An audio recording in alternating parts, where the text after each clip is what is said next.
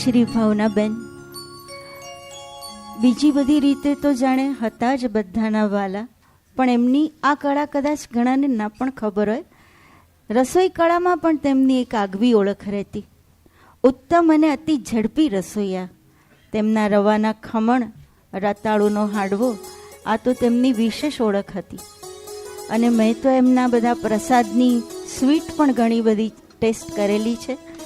અને એમાં તો એક તો ઠાકોરજીનો પણ ભાવ હોય એટલે એના તો સ્વાદની કોઈ વાત જ ના હોય.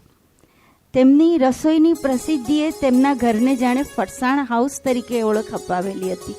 અને ફરસાણ હાઉસનો જ ઘરાનો બની ગયો હતો, જ્યાં સ્વાદમાં પ્રેમ અને ભક્તિનો એક અનોખો અનુભવ જોવા મળે. હંમેશા હર્ષિત મુખમુદ્રાવાળું સૌમ્ય અને સ્નેહાળ વ્યક્તિત્વ. તેઓ હંમેશા ઉર્જાવાન અને સૌને આનંદ આપનારા રહેતા. તેમની હાજરીમાં જ એક પ્રકારનું અલગ આભામય વર્તુળ બનતું કે જેમાં બધા ખુશખુશાલ રહેતા.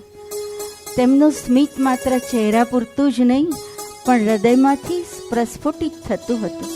અને એટલે જ આજે સૌ કોઈ એમની યાદમાં કેટલું સરસ રીતે આ શ્રદ્ધાંજલિમાં હાજર તો છે જ, પણ મનોમન એમને વંદી રહ્યા છે, એમના માટે પ્રાર્થના કરી રહ્યા છે. અને એમને તો હંમેશા શ્રીનાથજી યમુનાજી વાલા હતા જ.